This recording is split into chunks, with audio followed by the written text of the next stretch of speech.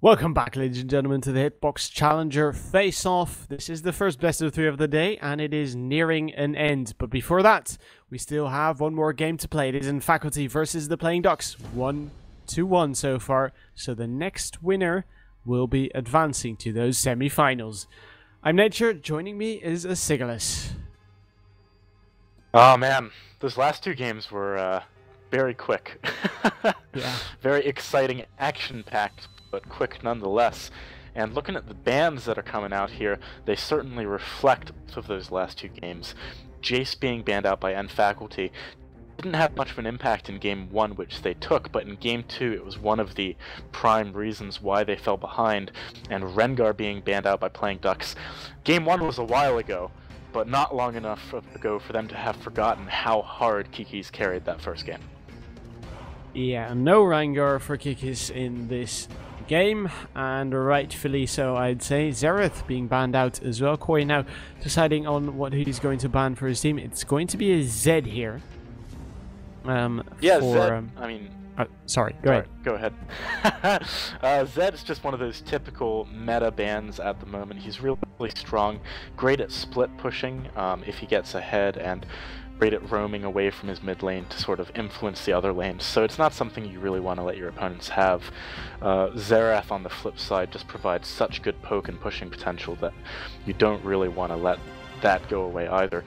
Interesting that we're seeing the Lucian ban coming out of N-Faculty, even though he was not picked in any of the other games. And Corki, that ban makes a lot of sense, but they let Gnar through, and it's an instant pickup for N-Faculty. He has been dominating solo queue play recently. Yeah, so Gnar coming through here for N-Faculty. So a little more diversity in the bans here.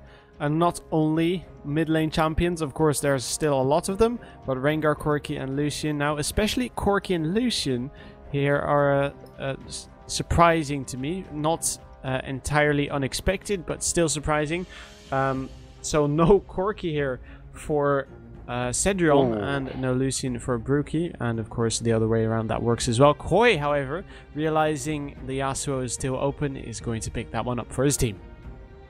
Yeah, I mean, they've banned that away, if I'm remembering correctly, in the last 2 games, but now that it's open, they instantly pick that up, as well as the Jarvan. Obviously, the Flag and Drag can knock people up, yet let Yasuo use his ultimate to get onto them. So it looks like we're seeing some pickups here from the enemy team, designed to maybe mitigate that a little bit. Vi, very good at locking down the Yasuo if he decides to go in. Instantly locked in. Also decent against the Jarvan pickup if they decide to fight early on. Vi is one of the few junglers who can really put up a good dueling fight against the Jarvan early on, so I like that pickup. And it looks like we're going to see maybe an AD carry getting picked up as the 3rd pick for N-Faculty. It'd be interesting if they decide to go for the Graves here. It didn't really pay off last game, but maybe Cedrion feels confident enough on it that he just wants to pick it again. He does. So hopefully he'll be able to have a better showing on that champion than last game. And I wonder what the Playing Ducks are going to pick in their 2nd rotation here. Yeah, so am I. Maybe they would want some more champions with knockups. Of course, they already have the Yasuo Tornadoes and the Flag and Drags available to them, but Avenue and Brookie don't have any AD carries or mid laners selected here just yet, so we're just going to have to work this one out. Avenue, of course, Orianna is still available. Jace is not, so this is the first time in this series he's going to have to play another champion, as he has been playing Jace all the time so far. Yeah, I think likely we're going to see him pick. That's a pick I was definitely thinking might come out here. He's going to be on Yasuo, obviously, but picking the Lulu for the top lane, firstly, it gives the synergy with Yasuo's ultimate, but secondly, it's pretty decent against Gnar. It's one of the few champions that is going to actually be able to trade with him at range, and if Gnar decides to go in, she has a very easy disengage from that fight by either polymorphing him and running away, or just shielding herself up and trading. So it's one of the better matchups that you can get against Gnar, and I think it's a very intelligent pickup, especially when you have Yasuo on your team as well. The Ezreal, however, is a very interesting pickup into this this composition. It's decent against the Vi and the Gnar. It allows him to kite backwards very effectively because Ezreal is one of the most mobile, if not the most mobile, AD carry in the game at the moment. But it does mean that they're going to be lacking a little bit of the late game consistent AD carry damage that you see, which I'd argue is quite important against a pickup like the Gnar. However, I guess maybe they're expecting that Koi is just going to go in and annihilate people very quickly so that a little bit of the pressure is taken off of Brokey to carry here. So Fizz and Sona being the next two pickups for End Faculty, we saw how effective Sona was last game. It absolutely annihilated. And Fizz, one of the staple picks in solo queue at the moment, just absolutely by far almost banned and picked every single game. One of the best mid laners in the meta right now. Yeah, Fizz is so strong at the moment. Say's now picking up the Morgana to play alongside the Ezreal. So that's going to be quite a defensive lane, I would assume, against the Sona Graves lane, which tends to be quite aggressive on their side.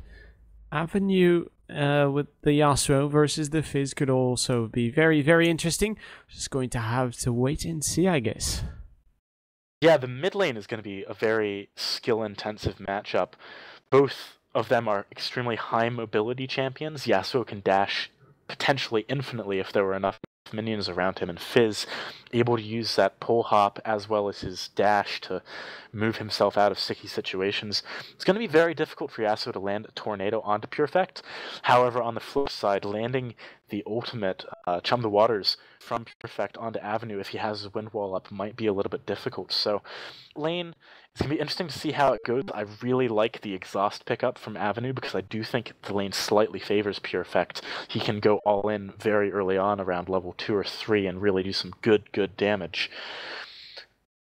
I don't know. What do you think is going to happen in the bot lane, though? What I think is going to happen initially is that Cedrion and Mountain are going to at least try and push up quite far because, of course, Brookie doesn't have the tools to poke them as much as he might get poked here. Obviously, it might be a very different situation as we saw last game.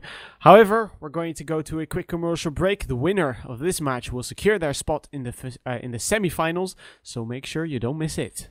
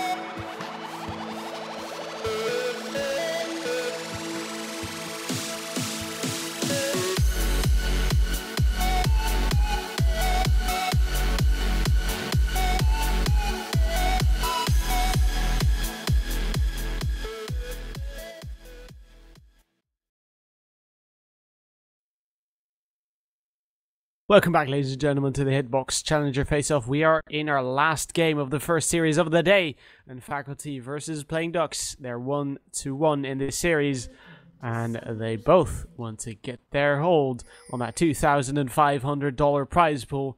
And, well, to be honest, I don't blame them. Yeah, who would? I mean, everyone wants that kind of money, and this game is going to be pretty interesting, I think. The compositions are very different from what we've seen in the past two games. I particularly like, we didn't have a chance to touch on it too much, but the Morgana pick is really interesting. It's going to be so good in the late game. In lane, it might struggle a little bit more, but in the late game against the Vi, who's kind of just the definition of an all-in champion, having that black... Oh man, they're going for an invade! Kiki's maybe in trouble. You're taking a lot of damage, being forced to flash. Now Purefect going to try and get out of there as well. He has already used his playful tricks as Zionuzi, taking quite a bit of damage as well. Purefect flashing in the end, and Avenue is going to be happy about that. Yeah, that was an interesting level 1 fight. We actually saw Playing Ducks not use any summoners. I think they really just wanted to blow some so that Uzi can focus on ganking, which is a solid decision. It would have been riskier to try and actually get a kill, so they're being very conservative. They know that this is their last chance to win the game. Obviously, the tournament is single elimination, so if they lose this game, they are out. And making that conservative play just to get a little bit of an edge rather than a dominating lead is definitely what I would have gone for as well. So, solid play there. And actually, bot lane on the other side, and Faculty want a cheese maybe. Okay, no, they're deciding to back up. Not going for the cheese in the end. Dedrell now trying to push up Brookie a bit, taking quite a bit of poke of himself as well. Not the ideal situation here, but he'll be just fine, I feel. And they will be trying to push this lane up, but of course the Tormented Soul out of Sazed will try and stop them in their tracks so far, however, and Faculty are able to push them up. Yeah, part of the reason Cedrion could afford to do that is the fact that with the Sauna as his lane partner, he can actually sustain up, whereas Broaki and Sazed can't really do that as effectively. Sazed can do it to an extent with the Spell Vamp as Morgana's passive, but Broaki has to chug through that potion and then he's out of options except for heal, so... Decent decision there from Cedrion to take a bit of poke in exchange for getting some damage down. I really like it. I also like that pushing up the wave. It denies Sazed control of the bush, which is where Morgana wants to be sitting, able to land those dark bindings a little bit more effectively. Mountain Cedrion still pushing up in that mid lane. We do also see some pushing occurring, as as Avenue is going to try and push up Purefect, and of course Fizz doesn't have the best of times when it comes to farming under the turret. So far, however, he's doing a good job of keeping those minions off of his turret, and well, he is trying to keep up in farm, but of course Fizz is infamous for his farming skills. Yeah, it's difficult for him to farm against the Yasuo. Yasuo, although he doesn't have any huge AoE skills, does have his Q, which actually hits multiple minions, so he can shove the wave quite quickly, and by doing that, it makes it very difficult for Purefect to actually farm until his pole vault insta-kills some of the minions, which it's not going to do for some time now. So Avenue, oh wow, he is really just abusing his mobility there. Purefect trying to go in and get some damage down, but couldn't, because Avenue knew that he had minions behind him to dash back to. Really playing this matchup extremely well. Purefect is going to have a very difficult time as this goes on. Ooh, landing the tornado as well. It's really on point with his kill shots today, as we saw last game with the snipes and all of those kinds of maneuvers. Jarvan's coming now down moving here towards that bottom lane. Let's see whether he can try and make something happen. He did see the ward die, I believe, so he knows he was spotted. Yeah, it was wise of him not to go in there because, and Faculty knew that he was in the bot lane. They might have been able to get away relatively easily there, so waste of time for him to come in. Although he's actually doing the trick he did in game 1, coming around the back here. Last time it was successful when they picked off Mountain, I believe, so we'll have to see if they go for that again. He is just waiting for his cooldowns before he goes in. And Faculty are very far pushed up. Sazed, he's coming forward. Well, they have to know something's going to go on here. Cedrion is going to break free of the minions. There's a flash, and the Dark Binding hits him after the flash. Cedrion is not going to get out of this one alive, and it is indeed going to be first blood for the Playing Ducks. great patience there in order to land that. Oh, Kiki's top lane. Wow, Zaz is so low. Oh, Zaz is being first to flash out. Now Koi under his turret is going to get chased down here by Kikis. Koi trying to rush out of this one, flashing over the wall, and he will be able to make it out alive. It's a very iffy trade right there, but at least no one died. Yeah, it's interesting. We actually saw that Zazas had his transformation available after one more auto attack, and he didn't decide to run down into the river to try and chase onto Koi. Although now Kiki's in the mid lane. He is everywhere right now. Yeah, Avenue might try and... or he might go down here. Don't think so, however, as Kikis doesn't quite have enough damage on his own, and Perfect was slightly too far away. Kikis going to tax that lane a bit here, or try and push it up rather, as Perfect now is all out of mana, so... let's see what he makes out of this. That was a really nice call by N Faculty, because they knew that Avenue is pushing Fizz out so effectively. They pushed that wave so it'd be a bit more difficult for Avenue to make this wave hit the tower before Fizz went back, although actually he's still doing a pretty good job of it. It just would have been even worse had Kiki's not decided to stick around. So interesting choice there. He actually might go back to the mid lane in a second just to make sure. Alright, we do see Avenue going back. He's decided that enough's not... never mind. Caster's Curse. Every time I say something, it stops happening. I'm fine with that. Zaz is in that top lane, as actually used his teleport to get back to lane already. He is doing a good job in the CS, but there is a wave available for Lulu to take under her tower. Koi is going to catch up in that CS race very quickly. And looking at the bot lane, look at the CS difference between Cedrion and Broeki. Cedrion is just so far ahead right now. They really are abusing the fact that they've got such an early game advantage in this lane, although Mountain getting bind there. Yeah, Mountain getting caught a bit there by the Dark Binding. Brookie with a good Dark Shield on him is going to withstand some of those attacks out of Cedrion. Cedrion and Mountain, however, still are once again pushed up here. Actually, teleport coming through. This could be bad for them. Man! Let's see what they make out of this one. Koi going to try and move in on towards Mountain. Flash comes out of in instantly, and they will sacrifice Cedrion here. As a result, they will have to push up that top lane very, very quickly. Zaz is trying to do what he can, and they'll probably try and get some damage down on the turret. It's a good kill, however, for the Playing Ducks. Yeah, I think we're going to see a dragon attempt here coming out of the Playing Ducks. They do have all 5 members nearby because Koi teleported down. Meanwhile, though, Zaz is getting some good push. Koi, though, getting caught out! Oh, Koi getting caught out. Indeed, that is absolutely not what they would want here, and they will be forced to stop the dragon attempts. Still, Zaz is pushing in the top lane. This could, even though it started bad, or even though it started good for the Playing Ducks, this could still be very good for them. For Avenue. Faculty. Good exhaust. That actually kept Kiki's in range. One more tower shot would have done that. That was very, very close. Well played by Avenue to get away. Zazas, though, he might actually take this top tower at 8 minutes, which would be not very good for Lulu. She is down about 15 CS, in addition to the fact that we see Nar taking down that tower. Lots of gold on him. Avenue trying to go in onto Pure Effect, though, doesn't decide to commit to it. I think that was a good decision. But yeah, this top lane, Koi is starting to find himself in a little bit of a disadvantage.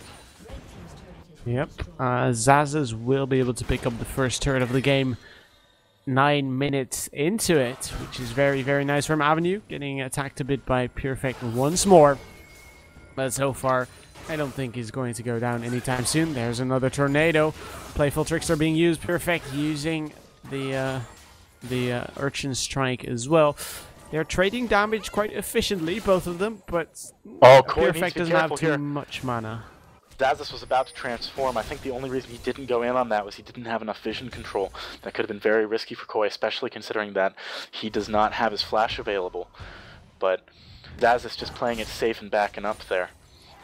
He's pretty far ahead of Koi at the moment. If Koi isn't careful, things could snowball a little bit out of control in that top lane. I think that's why we see Zion Uzi spending a lot of his time near that lane, not actually going in though. Sazed wants to get the binding. Not quite. Nope. Not quite indeed. Sazed and Brokey rather, now pushing up. It is their turn to try and get some damage down on that turret. Their turret has already gone down for, let's say, 30% of its health. But it doesn't seem like Faculty are going to give them the opportunity to get a lot of damage down on the Faculty side of the turret. Brokey, however, is unrelentlessly pushing here, and Faculty are having some trouble keeping those minions off of their turret. Ooh, Dark Binding coming out, it's not going to land. Yeah, they are having a little bit of trouble keeping the minions off that tower, but I don't think they mind too much at the moment, given how far Cedrion is in the lead with CS. That kill obviously is good for Broeki, keeps him in contention in that bot lane, but certainly Cedrion is not doing very badly himself. Mid lane, we see a lot of people waiting in the wings here. Everyone wants to go in. Kiki's gonna ult on Avenue. Yeah, there's the ultimate out of Perfect as well, but it doesn't quite connect, and Kiki's bit off more than he can chew once again. Yeah, that was an excellent counter coming out of Zion Uzi. He knew. See, this is one of the things that I was expecting to happen prior to the game beginning. Kiki's, every time his ultimate is off, if it wasn't for the counter gank, him and Perfect would be able to get a kill onto Avenue. However, Playing Ducks knows that. They know that they need to be careful every time Vi has their ultimate off. They're probably timing it because they can tell when it goes down. And as soon as it's up, they send Jarvan to that mid lane to counter gank. Really intelligent play by Playing Ducks. Zaz is hopping on towards Koi, trying to get some damage down. There's the Mega Gnar, and Koi right now is in all kinds of trouble. There's the boulder, but here comes Soyazuzi from the backside. Zaz is now being forced under his turret. He's going to be forced to flash as well. So much damage coming down on Soyazuzi. Soyazuzi is going to take the full turret damage, but he gets executed, and they get the kill on Zaz nonetheless. That almost went terribly wrong for Playing Ducks. Thankfully that was an execute rather than a trade. Zazis does a lot of damage right now, though he's picked up that Brutalizer, and we don't even see any armor on the side of Koi, so that flat penetration doing a good job. And Faculty taking advantage of Uzi being in the top lane to pick up the dragon, and now we might see a fight here. Binding missed though. Faculty really bunched up in that dragon pit. There's the fish on towards Koi. There's the ultimate at least, and now Say's getting locked up. He will go down before his ultimate goes off. Now Koi getting slowed down. He will get picked up. That's 2 kills and a dragon for Faculty. Yeah, that did a great job of bringing them back into it a little bit. Pure getting his back cancelled. Brokey just being annoying right now. And actually, Zazas coming down to this fight, you can see how strong he is already. Look at how much damage he has. Avenue needs to be careful. Yep, a full breaker, and he goes straight to the death chamber. That was ridiculous. Zazas is so strong right now. This is why I was talking about that Gnar pick in solo queue. He is so dominant right now because he does so much damage. He's inherently very, very tanky, especially when he transforms.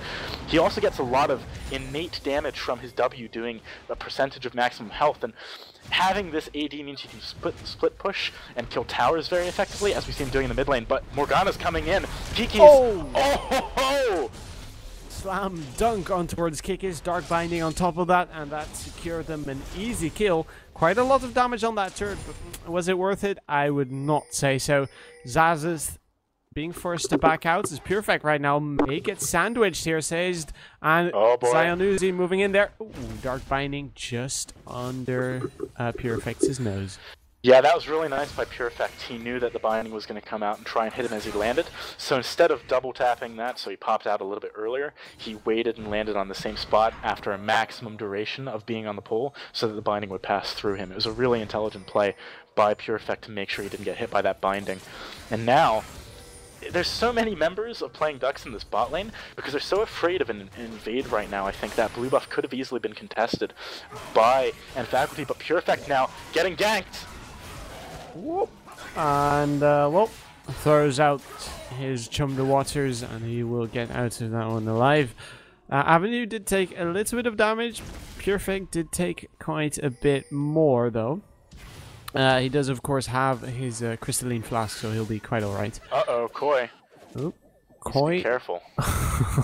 No one wants to face the full wrath of Zazas once again, because last time he faced someone 1 versus 1, that did not end up for that someone. That did not end up well for that someone. Yeah, absolutely. And, you know, whilst there's a little... Oh, actually, there's not a little bit of downtime because we see a 4-man gank in the bot lane. Ooh, Vault Breaker. Black Shield does come out, and Hurt goes down. That's a 2,000 gold lead here so far for Faculty. This game is so much closer than the last two. Yeah, both of the last 2 games, there were pretty significant advantages, both in the early game gold and the composition, whereas this game I feel like the compositions are a lot more closely matched. And although there is a 2k gold lead for Faculty, it's not one which has as much of an impact, I feel, because you've got just a much stronger, much more cohesive composition coming out of Playing Ducks this time. So, wow, that boomerang came very close to hitting Zion Uzi there, but he's actually trying to invade this blue buff, which might be a bit of a mistake considering he is alone versus two members of Ent Faculty. Purefect, he actually maybe should not have jumped over that wall, such low mana, and mid lane is where a lot of the action's taking place. We're seeing tons of members from both teams grouping up. They're constantly trying to push things down. And, you know, if either team makes a pick, they can take a decent amount out of it. Yeah, they can indeed. Cedrion picking up the golems there. He's going to return to his lane. Avenue now, throwing out the tornado. Purefect jumping in there. Maybe he wants to be a bit careful because Sazed is moving in there. Dark Binding doesn't quite connect, and actually Purefect goes in. Will be forced to play Vultrix out immediately because if Zion Uzi had engaged on him, that would have been very, very bad for Purefect. Definitely, and Purefect, he's operating on very low mana right now. Even though he has the blue buff, it does still take time for him to regenerate that, so he needs to be careful not to overcommit to anything. And now we see 4 members of Ent Faculty coming into this mid lane. They want to get this middle tower. It's the last outer tower that they need to pick up. It'll give them a lot of map control. Kikis needs to be careful not to die for the 2nd or 3rd time onto this tower. Windwall doing a great job of defending that. Ezreal ultimate coming out, doing some good damage. Avenue doesn't land the tornado. And Cedrion in the bot lane just pushing by his lonesome into Broeki. He does have a level advantage. Meanwhile, we see Koi trying to take down that top tower in a split push effort. And because they're pushing into this Yasuo who has a wind wall, it's difficult for them to actually get this tower. Yeah, the wind wall is on cooldown, or it is not actually at the moment, so he will throw it out immediately. Purefect now moving in there, throwing out the shark on towards Avenue. There's a good ultimate out of Zazes, but a even better crescendo out of Mountain. They just get obliterated right there. Sazed right now getting chased down by Kikis, who will eventually disengage. That was 1 kill. Mountain now getting chased down, but he will actually be able to pick up the kill on towards Zion Uzi. And actually, we do see 2 kills in that jungle on the side of Playing Ducks as well. So it's a 2-for-2, and they didn't even get the turret. Ooh, Cedrion landing a hefty critical strike there onto Broeki, stopping that fight in its tracks. But yeah, that was an interesting fight. They didn't actually get the tower, so it wasn't that great for them, but there's still a K in the lead. But they lost top tower during that, and this is the problem with pushing into Avenue. He's going to have that wind wall up about every wave that hits the tower, especially considering that they can clear waves relatively well with the Morgana and Yasuo combo. In fact, even Jarvan can clear waves relatively well so long as he doesn't want to save his cooldowns for an engagement. And now, Playing Ducks trying to get this dragon, but a few of them are a little bit low, and they need to be careful. Cedrion here, trying to get some poke down. We might see an engagement in a second. Ooh, the collateral damage misses completely. Koi just gets eaten by the shark. Now, Avenue in trouble as well. There's the Azure ultimate. Is not going to do as much as they may have wanted to. Double kill for Mountain, and that may allow them to pick up that mid lane turret. It was a dragon for the Playing Ducks, I believe. Yeah, they did get the dragon, but they lost 2 kills in addition to that mid lane tower. I'm not entirely sure it was worth it for them. And in fact, if they're not careful, they could lose this inner tower in the bottom lane as well. There are 3 members here pushing it, and at the moment, no one's sticking around to defend it. Zion Uzi actually had to back up there, and because Cedrion was constantly in that bottom lane pushing it down, whilst the rest of the team's in mid lane. Oh, Sazed needs to be careful! Yep, and he's dead. Purefect picking up that kill. That is even faster than a European team would go down in a World Championship, but they're not done just yet. Avenue getting knocked up right there. He's going to try and get more out of this one. He is still alive, but not for long. Zazes picks up that kill. Now Zion Uzi being forced to back out of this one as well. Broeki and Koi making a run for their lives as another kill gets picked up by the Ent Faculty team. This is the one issue that Playing Ducks have with their composition. Where does the damage come from in the early game? Ezreal's picked up his Triforce. He's not hitting for nothing. But because everyone on Ent Faculty is quite fed, he's not really doing enough. And Lulu doesn't provide the greatest damage output. She's mostly a utility champion who's there to defend someone else. That someone should be Avenue. That's what Playing Ducks want from this composition. They want to give Avenue several shields, have him go in, knock everyone up, and get a great ultimate. That hasn't happened yet. He's 1 for 4, and he's just not got enough damage. All he's got is that static shiv, basically. At this point, it's going to be very difficult for playing Ducks in the coming fights because they just don't have the damage to actually kill anyone. Especially considering that people like Xaxus and Kiki's are both very tanky on N-Faculty's side. Cedrion doing a bit of counter jungling here, picking up those wraiths. Needs to be careful though because he's going to get the big one. But if they collapse on him on the side of playing Ducks, they may have been able to pick up the kill. Perfect is not so scared of them because of course he's a very slippery champion. And he'll be able to get out if he wants to do so within a matter of seconds. Playing Ducks now on the defensive. It's going to be hard to crack their shell for N-Faculty, but Baron's on the board, and they may decide to go for that one. It is still quite early in the game, though. I think going for Baron for N-Faculty is a little bit of a risky play compared to some of their other options. If you look at the composition coming out of playing Ducks, what are they good at? Well, they're good at team fights. They're good at having Jarvan Cataclysm in, knock some people up, and Avenue coming in, obliterating everyone with a Morgana and a Lulu shield on him. And if you go to fight on Baron, that's where a team fight is going to happen. That's where everyone is going to be clustered in the same place. What, however, would be good for N-Faculty to do is split push with Xaxus when his teleport's available. Oh man, Xaxus needs to be careful! Xaxus needs to be careful Sazed rather needs to be careful indeed. He's not going to walk away with too much of a scratch though. Kick is now from the side, maybe looking for Kyrian towards Sazed. Flash over by Perfect. Rock comes out of Xaxus, and Saz now in all kinds of trouble, is trying to get out of this one alive. He'll take a bit of damage. Good smoke screen out of Cedrion to deny them as much vision as they can. And Cedrion and the rest of the team now moving up towards that top lane to try and get some damage down and pressure on that turret. Yeah, I feel like engaging in the jungle there wasn't the best decision for N-Faculty. They really need to be making the most of their poke and also their split pushing potential. At the moment, they need to be very careful. Xaxus has no fury. If he doesn't have that fury and can't turn into the tank, it might mean that there's enough damage coming out of playing Ducks. They really need Xaxus to get some auto attacks in on the next minion wave before they go under this tower. However, because Xaxus is quite low, this might be an opening for them to push onto this. Xaxus getting some good poke down with the boomerangs, but Windwall being the thorn in their side when it comes to pushing down these towers.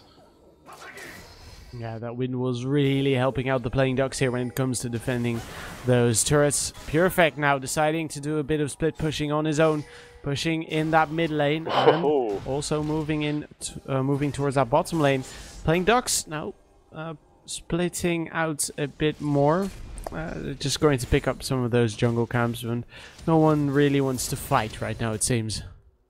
Yeah, I like this a lot more from N-Faculty, just taking the side lanes up to the towers and then maybe grouping somewhere else to try and like rotate for a tower. It's a much safer way of playing things. It denies the compositional advantage that playing Ducks have in team fights. One thing I wanted to touch on, if playing Ducks find an opening for Xaxus to run in and get a binding, he can do that so effectively.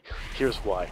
If Koi uses his speed boost on him, because he has a Rabadon's Death Cap and Lelonomicon, that speed boost actually now scales with AP after the support changes of the last season, and just Morgana shoots towards N-Faculty's team.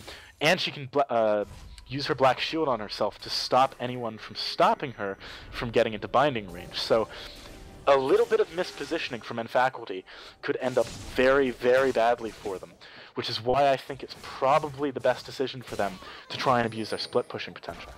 Ooh, Zion Uzi getting sped up there by the Whimsy. Oh, Kikis is behind them here. Get a hold of anyone. Kikis knows exactly what's going on at this moment, but it seems like the playing Ducks are slightly clueless. Kikis finally getting the ability to rejoin his team, but it may not be enough. Cedrion being forced to burn the U is getting caught. And, good! Wow, the crescendo on the rest of the playing Ducks team. That's in great fish as well. Cedrion starting to clean house here. That's 2 kills so far. Brookie now the next focus. He will go down. Double kill as Saze is trying to make a run for it. 3 kills for 0 with a brilliant, brilliant crescendo. Yeah, that was really nice.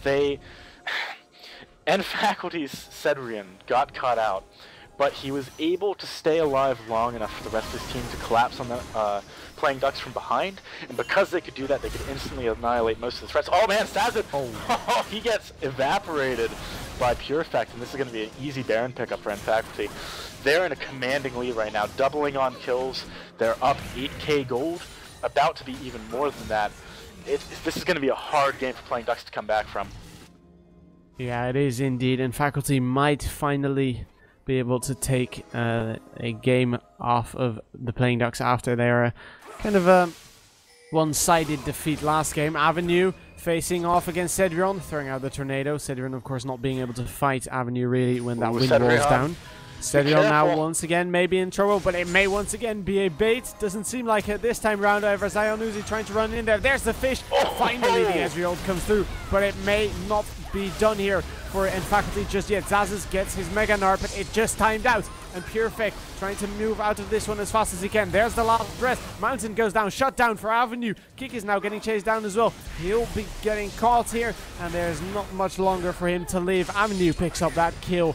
And well, it seems like the Playing Ducks are pulling back. That was a much better fight for Playing Ducks, and there's a few reasons for it. Firstly, Cedrion should not have walked there when the rest of his team were too low to back him up, and they knew that members of Playing Ducks were returning to the field. Secondly, because Zazas had actually transformed outside of the fight in lane, when he teleported in, he only had like a millisecond to use his ultimate Gnar, and he didn't get it off. He didn't manage to stun anyone. That potentially could have made all the difference, and really that's exactly what Playing Ducks needs to come back. They need more of those, you know, misplays mixed with fortune, because that was very lucky that Zazas actually was running out of his Mega Gnar passive, unless they timed it by that, but that would be kind of amazing, to be honest. Yeah, that would be some next level timing indeed. Purefect now moving in towards that top lane. Koi realizes the threat because of that pink ward, and Purefect didn't quite spot the pink ward, so he didn't clear it out, but that happens. And Purefect now going to clear out this lane. Of course, no one really wants to fight Purefect at this point because he's a very scary little fish. Zion Uzi actually managed to get his red buff there, even though Kiki's was contesting it, which is a very nice pickup by him. But we're going to see the rotation around towards that inner top lane tower. And Avenue's actually going back right now, so he's not going to be there immediately to deal with it. However, Purefect in that mid lane shoving it up. It is going to be a 4v4 in the top lane, or rather a 3v4. We also don't see Zion Uzi up there. But this is definitely, I think this is a good decision by Faculty. They're using Purefect in that mid lane. Oh man, Koi needs to be careful. Ooh. It's just the Whimsy and the Black Shield will be enough to save him. And Faculty, however, not done sieging here. They'll try and get some damage down on that turn, and that one is going to get hammered on a bit. Mega Gnar has gone down here, so the Playing Ducks will probably try and wait this one out. Yeah, I think they definitely don't want to engage into a Mega Gnar. Similarly, Zazas probably doesn't want to siege. Oh, hang on, mid lane! Oh, this could be bad for Avenue. Oh, dodges the tornado, and Avenue goes down. Brilliant play by Purefect once again. That means it's a 5 versus 4 right now. So we do see Purefect heading up towards that top lane. They really want to fight, but no Mega Gnars available, so it's kind of a hard decision, maybe. Not in the end, as they take down the turret. That mid lane kill was, I dare say, perfect play by Purefect. He actually knew exactly when the Yasuo was going to dash through him and landed his playful trickster. So good. Oh man, Koi! Oh, good spell shield down towards Brokey. That is going to keep him alive. Kick is now the only one that is subject of that Morgano. Still alive though, and he will stay alive for a bit longer. It doesn't really matter. Purefect picks up one more. It's 3 kills so far. Double kill for Cedrion, and they're going to pick themselves up an inhibitor. There's 2 members down on the Playing Ducks, and well, there's really a lot of trouble when the inhibitor goes down, and it seems like that is exactly what's going to happen, but they're not done here just yet. Purefect goes back in. He is legendary, and now Sazed getting chased down here as well, and Faculty might actually be trying to end this one right here, right now. Well, if this game goes by the pattern we've seen set by the last 2, they won't even need to, because within a few minutes of an inhibitor dying, teams surrender. But for now, they're just going to back off. Dragon isn't available for them to take, unfortunately, but they've gotten all they really needed to in that push. There's no Baron spawning soon or anything like that. They can safely go back to base, spend the gold lead that they've just accrued for themselves, and focus their efforts back on either that top or bottom lane, both of those towers, down to just the inhibitor towers. So this is going to be a difficult game for Playing Ducks to come back in, especially if people keep getting caught or killed in 1v1s. Those are situations they cannot afford, because what Playing Ducks need are a full 5v5 fights. That's where their team composition shines. Yeah, and on top of that, the Dragon and the Baron are coming up in another 2 minutes. So that means their inhibitor is going to be down when those two come up. And that is going to put them in a really unfortunate situation, because, of course, Faculty can just bait the Baron until Super Minions destroy the base of the Playing Ducks. Yeah, it's going to be very difficult for Playing Ducks to divide their resources between stopping the Baron and defending their base right now. And at the moment, it looks like, oh, they need to be careful. Oh, Uzi. Cataclysm comes down on Mountain, being forced to flash. Zaz is now in trouble. He's going to turn in towards that Mega Gnar, but he will be forced to hop out, so that one is going to go to waste. And Mountain now throwing out the Crescendo is going to hit only 2. He's going to get chased down by Zion Uzi, and Brokey will pick up the kill on Mountain. Once again, someone on Faculty gets caught, and that may mean they will have to they won't have the ability to pick up that Baron anytime soon. Pure Effect, however, in that bottom lane, doing some split pushing. Not a lot of minions for him, though. Yeah, we really needed to see Xaxis and Cedrion stopping the recalls there, so that Pure Effect could properly push the bottom lane, and potentially even Kiki's pushing that top lane. However, they didn't do that, so they didn't get much advantage elsewhere on the map after their 2 members, Mountain and Xaxis, fell. But they're still not in a horrible position. They've got Baron spawning in 15 seconds. They need to clear out those wards, though. We've actually seen a very good job from Playing Ducks getting wards down outside that Baron buff. They're going to know exactly when it's going down. Potential for a steal or ambush on that Baron is available. Pure Effect's doing a really good job of split pushing right now, and actually going in on Koi. Yeah, it's going in on Koi indeed, and once again Koi goes down so quickly. Oh, flash out of Pure Effect, or saves rather, and saves. Oh, going to be subject of the double kill out of Pure Effect. That was Pure Effect's first death. He almost had a perfect game. Wow. But not quite living up to his name, unfortunately. They did use a lot of resources, though, for killing him. So that means that the Baron did go down for Faculty. It will not be on Pure Effect, but at least it will be on 4 members.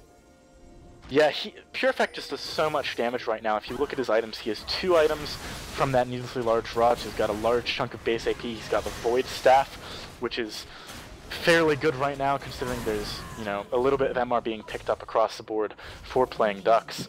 And he's also got that Lich Bane, which is obviously such a good item on Fizz. Urchin Strike actually procs on hit effects, so his burst damage is absolutely unbelievable right now.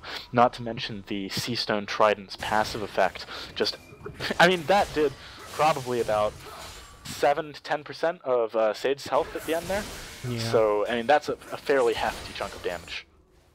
Yeah, it was indeed what killed him in the end, so without that he would not have been able to pick up the kill.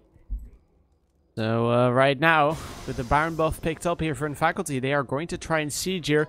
The inhibitor has respawned, so that is probably going to be their first focus, because it's going to grant them a lot of pressure when they do manage to pick that one up.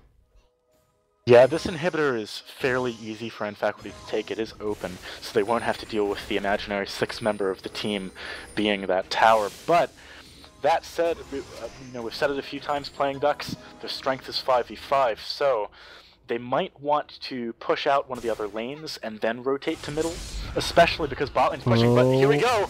Zion Uzi going to try and look for an engage, does get the Cataclysm on towards Cedrion, but Cedrion is doing a good job of kiting this one.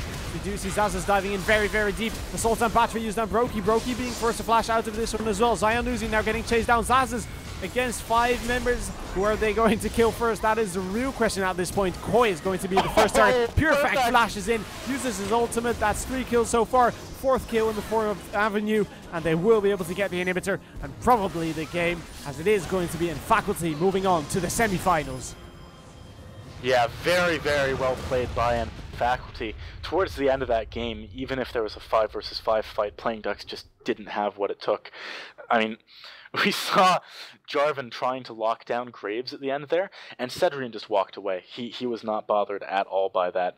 And overall, MVP, gotta be Pure Fact. Yeah. Nearly having that score that lives up to his name, but 12 for 1 for 8 is nothing too shabby. Really well played. Yeah, but ladies and gentlemen, there's more to come because this was only the first best of 3 of the evening. More action coming right up with Gamers 2 and SKP, so stay tuned for that as we'll be right back.